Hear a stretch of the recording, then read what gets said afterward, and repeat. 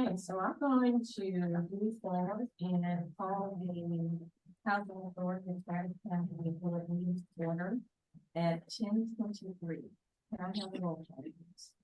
Yes, ma'am. Chair Cheryl Brown, Present. Vice Chair Jimmy Tabor, Present. Commissioner Wilmer Roberts, Present. Commissioner Rebecca Weber, I'm here. Commissioner Jan Wendt. Present. We have a quorum. Thank you. Moving on to item 52 on the agenda, do we have anyone from the public that wishes to speak or have any discussions related to the HATC? Not that I'm aware of, no ma'am. Thank you. Moving on to item number 3.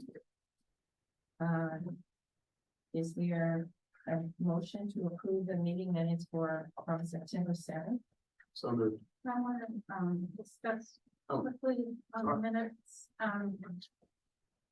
Sorry, I don't think the last up. Yeah, Madeline, still seems to rise from the screen. Yeah, what page of the packet, the minutes? Oh, this is page 3 of 42. On the minutes, and it could be just me misreading them, if we could review the time of the meeting and the time of the adjournment of the meeting in the very final section. I don't know if it's just my reading stated that, at least the copy I read last night, we went into executive session at 11:35 a.m., but we adjourned at 11:25 a.m. Oh, that can't be. It's minor, but it's public record, so I thought maybe we could just take a quick look at it. That's a typo on my error. What I'll do is I'll go back and look at the record that I have of the recording. And I can bring to, if you don't want to approve these minutes, I can come back to you with a corrected record next meeting, just with the times, if you don't feel comfortable approving these minutes. I think we can, I would propose that we approve the meeting minutes with noted correction that we bring it back to us. Yes, next meeting. Okay. And one other quick question on the discussion of, if we could just scroll up a little bit. Patrick, do you recall a discussion from the dais of you circulating the memo that you sent to the county commissioners for proposing long-term strategic planning? That was a strategic meeting. Oh, never mind. Yeah. That's all I got. Yeah. Okay. So is there a motion to approve the meeting minutes with noted correction? So moved. Second. Thank you. All right, moving on to item 4, discussion items. The first being the interlocal agreement termination. I would like to have some basic discussion relative to that and defer details of the interlocal agreement termination to a later of the agenda. So with that, I do want to bring up that we realize that there are several members of the HATC board that are members of the strategic board. And that relationship worked really well when everything was harmonious, right? And I know that there were some questions related to what could be asked or spoken about in one meeting versus the other meeting. So, and there were some questions that were taken forward to council, and they provided us some feedback. So I wanted to just take this time now to allow council to address that, and then after he addresses it verbally so that it is heard publicly, that we will then distribute a written letter to all of the members of the board that reflects the message that we received from council. So with that, I'm going to either turn it over to Jim Sure, I'm just gonna, in the interest of time, we're gonna just allow the council to just frame the scenario. We'll start with Cliff and then we'll have Mr. Plummer weigh in. If you'd like. Sure, you want to start with me? Sure. Get it first so y'all can hear me better. Spent some time looking at this question yesterday, and I guess first of all, Well, so we just need to, for the audience, just frame the scenario because everyone wasn't privy to. sure. I think basic question is that there's three directors that I call them kind of overlapping directors. They're commissioners on the Housing Authority Board, and they are directors on the Strategic Housing Finance Corporation Board. And in the past, the organizations have been fairly well aligned, and there haven't been a lot of conflicts or potential conflicts between the two. As I understand, I don't know all the issues related to the termination of this agreement, but based on what I do understand, there could be some used conflict, and that you're probably not going to be aligned. So there could be some conflict in negotiation of the termination of the interlocal agreement. And so the question was, is that a problem for the overlapping directors? Let me just pause for 1 minute. Mr. Roberts, can you hear? Yes, I can hear. Okay, all right, thank you. Okay. And I guess first of all, we have we being Naaman Howell, the firm that I'm with, we have traditionally worked for both Strategic and Housing Authority on a transactional basis and on an as requested basis. So I think initially we as a firm probably have a conflict and probably wouldn't be able to work on trying to terminate this. Also, we worked for the organizations and not the individual directors. So we really aren't in a position to provide legal advice to the individual overlapping directors. That being said, I did have some thoughts that aren't really I'm sorry, legally based. that's gotta be in, I mean, if you're not in a position to answer the question and you have a conflict, then. That's I fine. don't think Yeah, your yeah. legal advice is, I mean, correct me if I'm wrong, Chair, but That's fine. I'm happy to. I have some further questions before we get to that. So we do have Mr. Plummer as well, for that reason, to weigh in, and so I think it'd be appropriate for him to comment. do you agree that, I agree. Cliff's firm is? Yes, and that's why he spoke to me directly. That's correct, and that's why I didn't pass on that information. But- I agree with you, Commissioner Weber, as it relates to the feedback. The feedback was provided to me, and that's why I didn't share it with you all directly. So I did ask Mr. Plummer, who does not represent Strategic, to also weigh in on the scenario as well. Okay. Before he departs. Sure. Those of us that are, you know, for the first time perceiving a potential conflict and trying to grasp it. The rules of parliamentary procedure are a bit cloudy for me. Can we have Mr. Blunt perhaps discuss what it means to recuse oneself versus abstain from a vote, and what the ramifications to the majority or quorum are for those choices? I'm just asking for parliamentary education. Yes. I'd be happy to, if that's okay with the board, understanding this isn't really legal advice.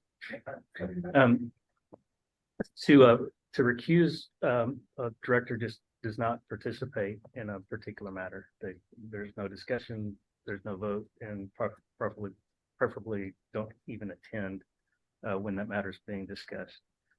And I've got some research being done, and I don't have a firm answer, but I'm fairly certain that people who are recusing themselves do not count as a quorum. And Jim may or may not agree with me, and I'm not, again, 100% sure on that, but I'm trying to run that down. An abstention is essentially just when a matter comes up to a vote, a board member decides or abstains and does not vote. I think in that circumstance, the board member would be considered part of the quorum. And so in this case, just as an example, if all three overlapping directors were to abstain, but are present, I believe there would be a quorum, and then the two remaining members would vote. Is it parliamentary procedure to discuss a conflict of interest and possibly waive it?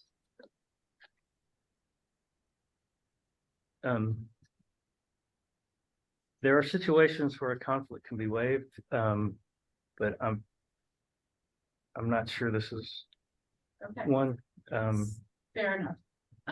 And back to recusing, that is the lever that's used when one has a conflict of interest. So for the three joint members, the recommendation, if there were a conflict of interest, would be to not attend. Yes. Or I- or discuss. Or discuss. This is a little unusual. Usually when you talk about conflict of interest, you're talking about, I own the construction company that's going to enter into a contract with the organization, and I don't participate at all. This is a slightly different situation than what we usually see, but I think that's kind of the analogous situation. And so if, and wonder if Mr. Plummer, but if three of us are being advised to recuse, can you move forward with just two? No, we can't. But I mean, you might want to see if Well, Jim yeah, agrees with me or we're gonna not. He may have to disagree with speak. me. We Okay. disagree with Jim. Yeah. Let me jump in for a second. While we don't represent you as individuals, I think that it is important to recognize that from your individual position, it is not just, do we have a legal conflict, but do we have even an appearance of conflict? And I would suggest to you that you have to look at the situation and determine whether or not there is a conflict or there is an appearance of conflict. I do believe that if you recuse yourself, I have always recommended that the parties that have recused themselves, that to be clear, they leave the room. And when you leave the room, we lose a quorum. And so I think it's really important in a public entity to be very above board. And you people are trying very hard to do that. And I think it should be really recognized and appreciated. But it leaves us in a very difficult position. If you recuse yourself, we will not have a quorum. And so one of I've thought about it, and I've thought, how do we deal with this? And how do you keep yourself in a position where you are above reproach? One of the things that I can suggest that you think about is, if this is going to be a conflict, does it make sense that you pick sides and pick a board? If you resign from a board, I believe the conflict goes away. So that is one potential solution. Another potential solution is that you authorize a person to handle negotiations, that the board not provide input as a board, so that you as a board member sitting on both boards don't fully know what the negotiations are. You're not voting on them until it comes back. And the only way that's ever going to work is if all parties agree that the resolution of this is in the best interest of both organizations. And I don't know that we'll get there.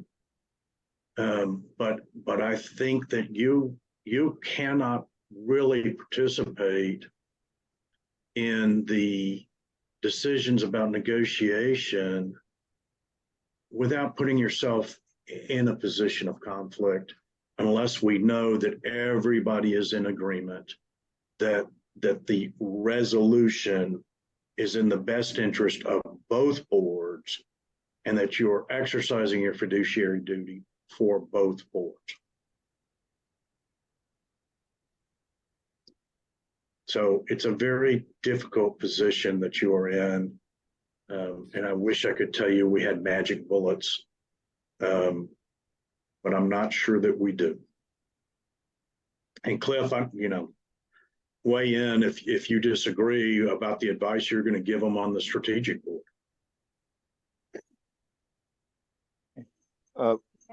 Madam Chair, Yes. could we go into executive session with just the council, please? And Mr. Howard? The executive session will come later. Right now, I just want to handle, just open discussion about what it is that you can and cannot do. And then later on the agenda, we will go into executive session. Thank you, ma'am. So, Mr. Plummer, have you considered that both boards might meet together and, in a joint meeting? And how does that affect your recommendation about the appearance of a conflict? Is that, I guess, that ameliorate it in any way if we all gather in one place and have a public discussion jointly? I don't believe that will eliminate your individual conflict. If you take a position one way or another that is adverse to one of the boards,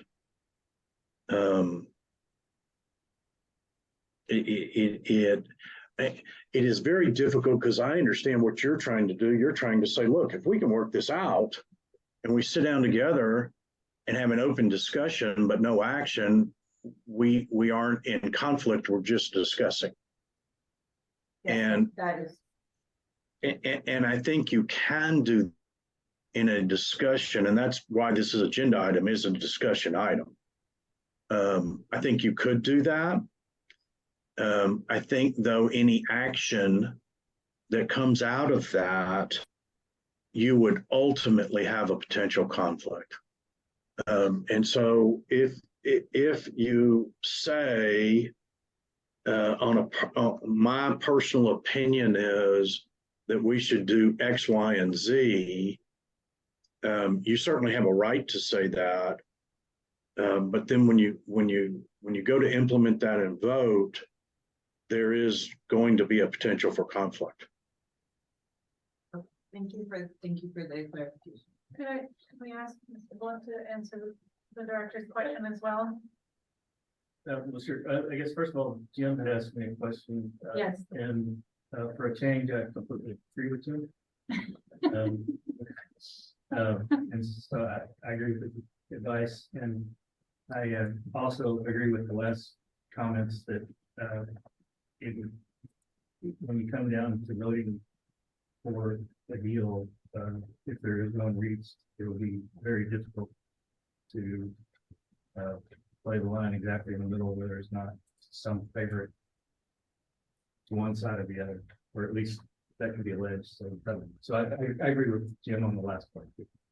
And might I add also that,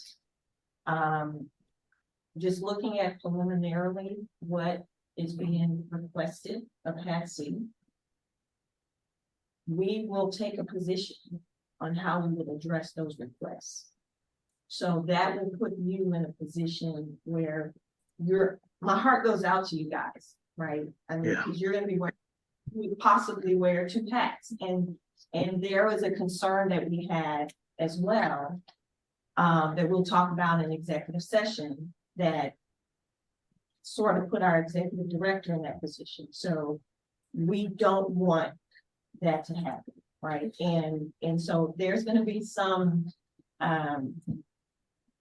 things that I think that's gonna come up, and this is, any position that is taken by HATC is not taken, it's not controlled strictly by me, it's a board's decision. And so I will be looking to you all to provide a consensus on how we respond. And we'd be looking for your reaction, for your input. Yes, ma'am, I think what I'm hearing is that the advice is that I should not even participate in the executive session discussion. If that is what the other board members decide to do as well, then I don't think you can have the executive session. Is that your understanding? Because we would only have 2 members in executive session. That is correct. We would not have a plan. What was that question? What was that explanation? I was suggesting, Mr. Roberts, that it sounds like the advice is to recuse ourselves from any discussion, and that would include discussion in executive session. Therefore, I think I will be required to recuse myself from even the executive session. And if you and Ms. Winning do the same, then there will not be quorum and the executive session cannot happen. Well, that's the executive session, no action is taken. It is just basically an opportunity to speak publicly, privately, with regard to the issue. And there, as you well know, there are some underlying issues there, and that individuals have. And so this is just an opportunity to get advice from counsel, okay? In executive session where you can't speak openly and frankly in a public meeting. May I respond, Mr. Roberts? I appreciate your position, but there's the appearance of a conflict can still happen even if we're behind closed doors. And so where I'm headed is recusing myself, I think it's really proper, and thank you, Chair, that we're having this discussion about process, but that I will be recusing myself from any discussion about the merits of the issue. And of course, that will be your choice as well, but. Sure. If I may speak, I just want to say once again, how much I appreciate access to you, Mr. Plummer and Mr. Blunt. So we're hearing very clear statements about excusing ourselves, not being in attendance, and recusing ourselves from any discussion. And I know you're not advising an individual, I get that. This is about a governmental body that serves the public interest and how we conduct ourselves in our business so that it's beyond reproach. So I agree, recusal is the option. Well, that's one option, but I think the other option that Mr. Palmer suggested to alleviate that is that you make a decision if you want to serve on one board or the other, and whichever board you decide, you can turn in a resignation. That is also an option that would eliminate any conflict. That's an option. That could happen. There's a process for resignation, correct? Yes. And you have to get that to our appointers. Okay. And let me, if I may interrupt you and play out a scenario here. We go into executive session, we have a discussion.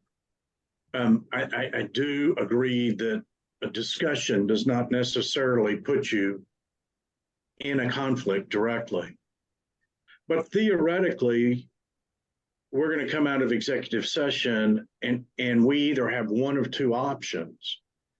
Either we have no direction, we can't take any action because we don't have a quorum, or there is a response to the request that has been made by the chairman of strategic And that response, I believe, is going to end up indicating that you're not going to be willing to give him everything he has asked for exactly as he has asked for it. And then when that response is made, if you were participating in the discussion, somebody could argue that you somehow influenced that discussion in a way that was adverse to strategic, and therefore you have not fulfilled your fiduciary duty to strategic. And that is honestly what my fear is that somebody wrongfully will accuse you that you were not exercising your fiduciary duty to one board or the other. And I truly believe that the people on this board don't want to do anything but reach a resolution. They are not acting adverse to either board. They're simply trying to solve a problem. But my concern is that somebody will accuse you improperly. And having sat on boards, you just don't want to be in that position. Okay, well, I'm gonna bring that. Are there any other questions for Mr. Paul? No? Okay, thank you so much for your input. We're gonna move on to item B. B4, and that's public information requests. There was a position, we did have someone submit a public information request. And we did get some feedback on that. Sure, we did get a public information request. It was for years performance evaluation for the CEO for the past 3 years. We did get an opinion on that and did provide what we had. Unfortunately, the records didn't show all the years past, but the position was that we would provide that, and we did provide the materials that we had. Any discussion, questions, comments? I think this is in regards to my public information act Yes. request. And I did ask for the evaluations from 2020, 2021, and 2022. And the reason I asked for those via Public Information Act as opposed to just asking as a board member was twofold. One, I didn't know as a board member whether I'm, privy to those kind of internal communication before I was appointed. So the evaluations, happened before I was appointed in 2023. And then secondly, I have been getting a lot of questions from commissioners, court, and staff about that process. I wanted to make sure that I was, fully within my right to share whatever I got with other people. And so that is why I requested it that way. And I did make that clear, Mr. Howard, when he asked, why don't you just ask me for this? I'll give it to you. Because I just wanted to make sure that this is public so that I can talk about it. And I was a little perplexed that there was no responsive information for 2020 and 2021. So just as a board member, that seems problematic to me.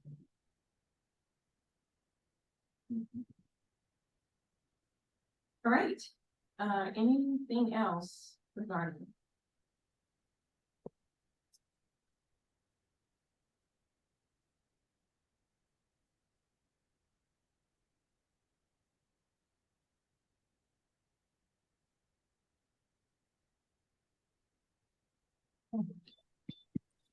May I say something? Yes, sir. As a board member, whether or not you were appointed yesterday or several years ago, you have a right to look at any of the organization's records. What I have a problem with is as an individual acting as a private citizen and sharing. In most organizations, personnel records and personnel files are not limited without a court order. So, but we don't have a policy in place that would prohibit that. So we had to give it, I would think. But the one question is, as when you have a fiduciary responsibility, you don't go around sharing records of people in a particular organization that you serve on. That's where the problem I see arise in that. And if you are doing that, then that's not being a good fiduciary of the organization. I'm sorry, are you saying that it's improper for me to share a public record with our appointees?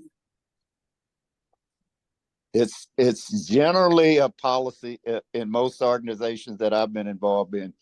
Personnel records are locked in a file and locked in, and only the organization's heads and could see that. But since we didn't have a policy, I think that we had to share it. I see Ms. Janik, I won't talk, but I would not think you should share that. If the commissioner's court wants to know that, then they can ask themselves. The board reports to the commissioner's court. And that's the issue that I have, is that board members have been going around to various individuals and organizations and getting input and getting other people's personal opinions, and they don't have the history of the organization. But anyway, that's all. I will stop there. So you're saying it's improper for me to talk to our appointees? No, let's bring this to a head. I think, you just accused me of violating my fiduciary duty. no, I don't think he was accusing. Yes, Mr. Roberts, did you just say that I did something improper by requesting? I did not say that. I did not say that. I said generally speaking. I wasn't pointing to an individual. I was talking about in general terms that a fiduciary responsibility is to the organization and not to the public. So I'd like to just table this, and we're gonna move on to the next topic. Absolutely. Yeah, we'll discuss this. This is not the time to. I was just accused of violating my duty to this board. That is, I would like to know more about how I did so. I don't think you have. I think what I heard was something different, but again, it's not gonna be something that we're gonna be able to just address this right now. We could hear from Mr. Patrick about whether it's improper for me to forward a public document to other members of the public. And my point is, we have two attorneys present. Could we just ask them? Counsel, was there anything untoward about a director submitting the public information request and sharing it with the public? I think if it's public record, once it's public record, you can share it. I think there's nothing illegal about that, or I don't think that would violate your fiduciary duty. Thank you. And just a follow-up, because evidently speaking to commissioners and their staff is causing a problem with my fellow board member. Have I violated any of my duties by speaking to my appointees and their staff? I can't answer that because I don't know what the conversation is, but I can say as a general matter, I think you should always speak to your appointees, and it would depend on the conversation, but there's certainly nothing wrong with having conversations with the commissioners in general, and I actually think that would be expected. So Mr. Wilmer is wrong that I have violated my fiduciary duty to. I think Mr. Wilmer was expressing an opinion of what he believed, and I don't think he was accusing you specifically of violating your fiduciary duty. I did not hear that either. But, okay, any other comments on this subject? Thank you. All right, for the sake of time, item number 5 with the CEO, Executive Director reports, I would like to ask if there is anything pressing from either of the topics that we have that must be brought forward to the board today. Okay. Okay. If there are none, I would like to move on to item number 6 on the agenda. And that is board committee reports. Do we have any that we'd like to present? No, ma'am, no. All right, thank you. Moving on to item number 7, new unfinished business. I would like to mention that as you all know, we're having a special meeting on the 17th. Madeline, that's at 9:30. 9:30, and this is for the adoption of our MTW plan.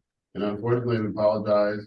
The timing was off by a few days, but we have a responsibility to have a specific number of days where it's open for public comment. And so we were off by a week and a half. So thank you for your consideration there, but we would like that approved on the 17th. Moving on to item number 8, executive session, and I would like to call an executive session. Could I have a clarification on the reason for the executive session under the laws of the Tacoma Act? What was the reason? There are 2 topics that we wish to discuss. One is the evaluation criteria for Mr. Howard, and then the second is in preparation to response to the SMTC. So one is based on personnel as a need for exec, and the other one is based on A response to a letter that we received from strategic. So actually, when you, at executive session, there are 4 exceptions, and so you would call executive session under one of those 4, not the specific topic per se. It's consultation with the current attorney. So it would be under the guise of either 551, 071, 0724. And that could be generally speaking, any item on the agenda. There are 2. 551.071 and 551.074. Okay. so calling for an attorney to be present at the executive session. Thank you. I believe I'm gonna need to recuse myself from the executive session based on advice of counsel. In terms of how the 2 entities need Well, to. we have other things that we're going to discuss. So there are several topics. You can accuse yourself when we bring forward the topic that's related to response to the SMTC. All right. Do we need to make a motion and then a second? Okay. Is there a second? Can't hear you.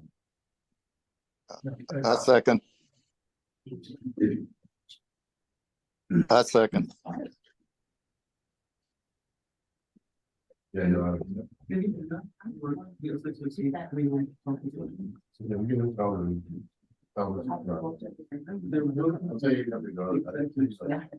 It's executive session for HATC.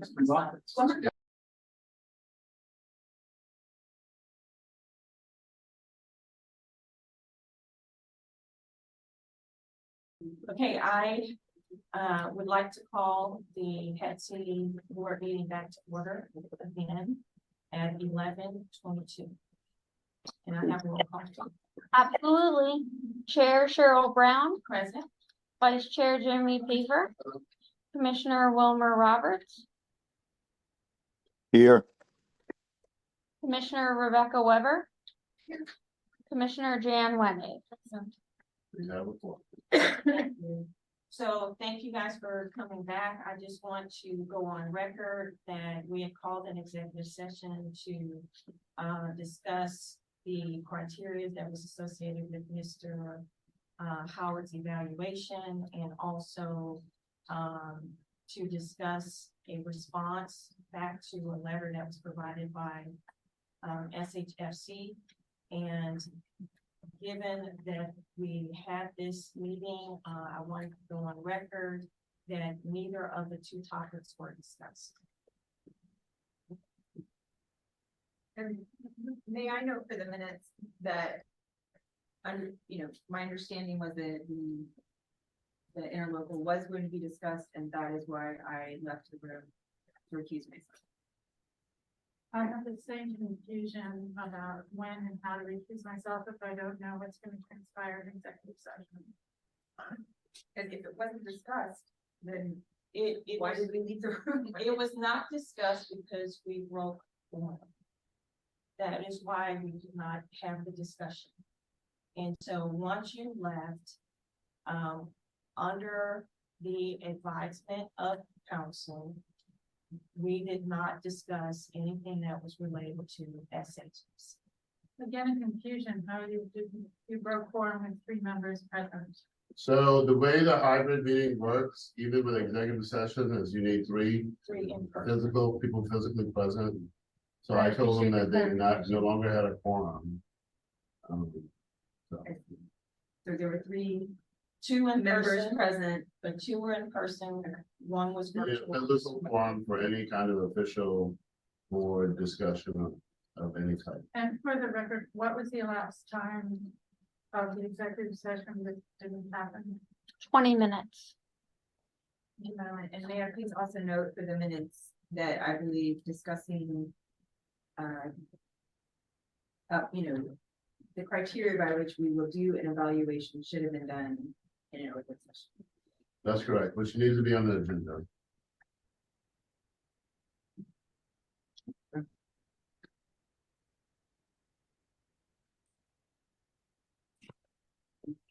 So, yes, I'll make a motion to adjourn the meeting. is there a second? All in favor? Who made the motion? I'm in. Okay, thank you, everybody. Thank you. Yeah.